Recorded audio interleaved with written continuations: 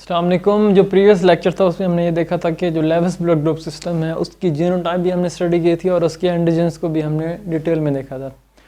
ये जो लेक्चर इसमें मैं बताऊंगा कि जो लेविस ब्लड ग्रुप सिस्टम है इसमें कौन कौन सी एंटीबॉडीज़ होती हैं।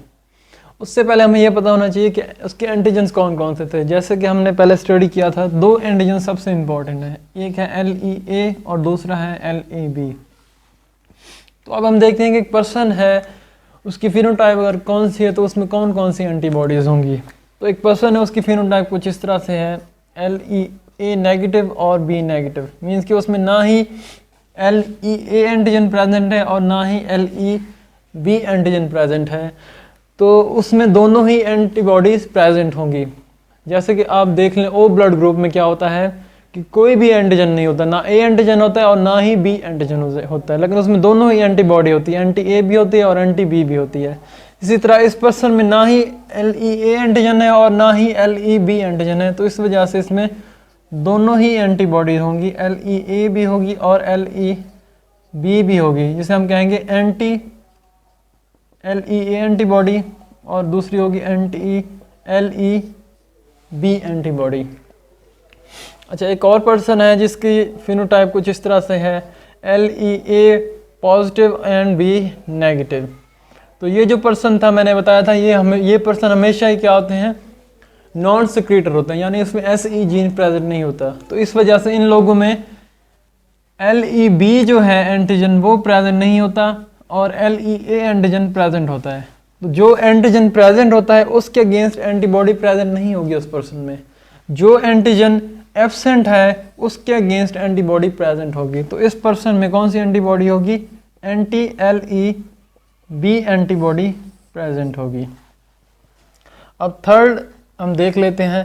थर्ड केस ये था कि एक पर्सन है, उसकी फिनोटाइप A नेगेटिव है और B पॉजिटिव है, तो इसमें कौन सी एंटीबॉडी होगी। या एक और पर्सन है जिसकी है phenotype LA positive B positive. ये मैंने आप लोगों को बताया था जब मैं एंटीजन पढ़ा रहा था पिछले लेक्चर में, तो उसमें मैंने ये बताया था कि सॉरी, जो LEA नेगेटिव और B पॉजिटिव वाले पर्सन होते हैं इनमें दोनों ही जीन्स प्रेजेंट होते हैं, LE जीन भी प्रेजेंट होता है और SE जीन भी प्रेजेंट होता है। लेकिन इनमें जो LEA है वो बहुत ही स्मॉल अमाउंट में प्रोड्यूस होता है, लेकिन बहुत ही स्मॉल अमाउंट में प्रोड्यूस होता है, इस वजह से इसको हम A नेगेटिव फॉर्म में लिखते हैं। अब इसमें देखिए दोनों ही एंटीजन प्रेजेंट हैं, LEA भी प्रेजेंट है और LEB भी प्रेजेंट है, लेकिन A जो है वो स्मॉल अमाउंट में, इस वजह से इसको हम A नेगेटिव फॉर्म में लिख देते हैं। ठीक है, तो इसमें कोई भी एंटीबॉडी नहीं होगी, ना ही एंटी LEA होगी इस पर्सन में और ना ही एंटी LEB प्रेजेंट होगी इस पर्सन में। और इधर आके देख लें अगर, तो ये जो होते हैं एशियन ग्रुप होता है, एशिया में जो होते हैं लोग होते हैं उसमें क्या होता है कि SE जीन उनमें क्या होती है, वीक होती है as compare to LE gene.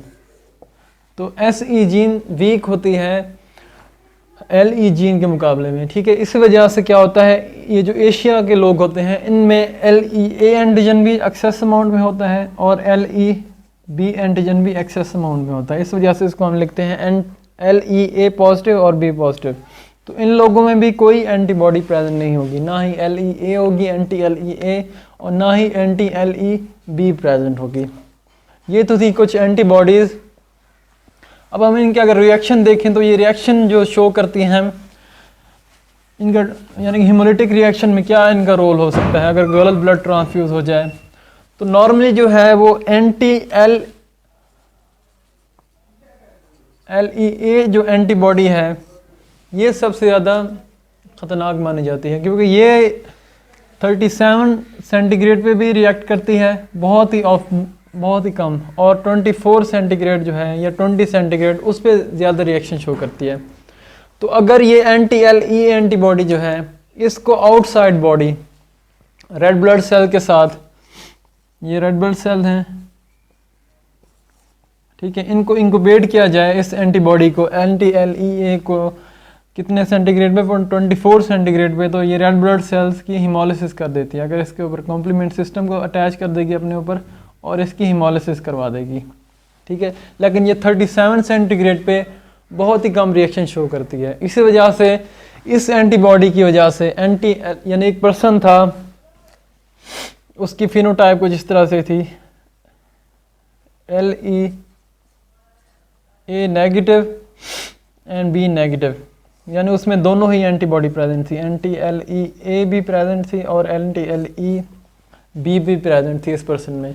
तो इस पर्सन को ब्लड लगा दिया गया LEA पॉजिटिव का, ठीक है, E पॉजिटिव और B नेगेटिव का। तो इसमें देखिए A एंटीजन प्रेजेंट है, तो इसकी वजह से हीमोलिटिक रिएक्शन हो सकता है, क्योंकि ये 37 सेंटीग्रेड पे रिएक्ट कर सकती है, लेकिन ये बहुत ही कम रिएक्ट करती है 37 सेंटीग्रेड पे। सबसे बेस्ट ये जो रिएक्शन शो करती है वो 24 पे करती है, ठीक है।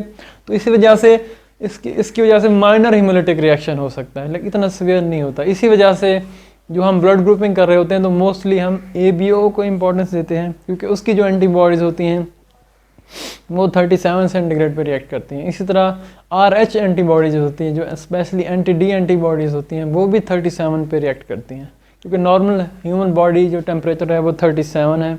इस वजह से उनकी ज़्यादा इंपॉर्टेंस होती है as compare to these antibodies, anti-LEA antibodies, इनकी इतनी ज़्यादा इंपॉर्टेंस नहीं होती। इसी वजह से इनको हम माइनर ब्लड ग्रुप में रखते हैं, लेविस ब्लड ग्रुप सिस्टम को। ये तो थी एंटीबॉडीज़।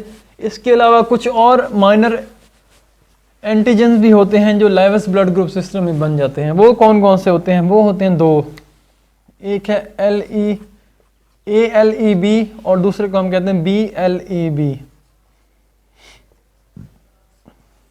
इसमें होता क्या है, जैसे मैंने आप लोगों को प्रीवियस लेक्चरों में बताया था कि जो टाइप 1 प्रिकर्सर है उसकी शेप कुछ इस तरह से थी कि यहाँ पे ग्लूकोज था, फिर था डी गलैक्टोज। ये आप लोगों को प्रीवियस लेक्चर में मैंने डिटेल में बताया हुआ है टाइप 1 प्रिकर्सर की शेप। उसके बाद यहाँ पे था N-एसिटाइल ग्लूकोजामाइन और यहाँ पे था फिर दोबारा से डी गलैक्टोज। अब जब डी गलैक्टोज के साथ अटैच होता है फ्यूकोज तो ये बन जाता है टाइप 1 प्रिकर्सर से टाइप 1H एंटीजन, ठीक है। और जब इस एल्फ्यूकोज में अटैच, ये जो डी गलैक्टोज है इसमें अटैच हो जाता है डी गलैक्टोज, तो ये बन जाता है पूरा जो टाइप H एंटीजन है ये कन्वर्ट हो जाता है B एंटीजन में। या फिर अगर इसी डी गलैक्टोज में ये अटैच ना हो, इसकी जगह पे अटैच हो जाए N-एसिटाइल गलैक्टोजामाइन, तो फिर क्या होता है, ये B एंटीजन नहीं बनता, H एंटीजन से A एंटीजन बन जाता है, ठीक है। तो इस तरह से A एंटीजन और B एंटीजन बन जाता है। फिर क्या होगा, जब N-एसिटाइल ग्लूकोजामाइन के साथ भी फ्यूकोज अटैच हो जाएगा तो ये जो स्ट्रक्चर बन जाएगी इसको हम कहेंगे, अब क्योंकि A है तो इसी वजह से इसको हम कहेंगे ALEB। और अगर ये B की वजह से इसमें मॉडिफिकेशन आती है और ये फ्यूकोज लग जाता तो ये बन जाना था BLEB। यानी कि B एंटीजन जो है उसमें जब फ्यूकोज आके अटैच हो जाएगा N-एसिटाइल ग्लूकोजामाइन में B एंटीजन में तो वो बन जाएगा BLEB एंटीजन। और जब A एंटीजन जो होगा उसमें ये जो N-एसिटाइल ग्लूकोजामाइन है इसके ऊपर आके अटैच हो जाएगा फ्यूकोज, ठीक है, तो वो बन जाएगा ALEB एंटीजन, ठीक है। और ये जो फ्यूकोज आके अटैच हो रहा है इसके लिए कौन सा जीन रिस्पॉन्सिबल था? LE जीन, ठीक है। और यहाँ पे जो फ्यूकोज आके अटैच हो रहा है ये टाइप 1 में हो रहा है तो इसके लिए जो रिस्पॉन्सिबल जीन था वो है SE जीन, ठीक है। और अगर A एंटीजन ने बनना है तो फिर आके अटैच होता है N-एसिटाइल गलैक्टोजामाइन, तो उसके लिए रिस्पॉन्सिबल होता है A जीन। और अगर B एंटीजन ने बनना हो तो यहाँ पे डी गलैक्टोज के ऊपर आके अटैच हो जाता है फिर से डी गलैक्टोज, ठीक है। तो वो क्या बन जाता है? B जीन बन जाता है। और B जीन बनाने के लिए जो B एंटीजन बनता है, और B एंटीजन बनाने के लिए कौन सा जीन इंपॉर्टेंट होता है? B जीन इंपॉर्टेंट होता है, ठीक है। तो ये था लेविस ब्लड ग्रुप सिस्टम। इसके हमने एंटीजन्स को भी डिटेल में देखा और एंटीबॉडीज़ को भी हमने डिटेल में देखा। आई होप आप लोगों को समझ आ गया होगा। थैंक्स।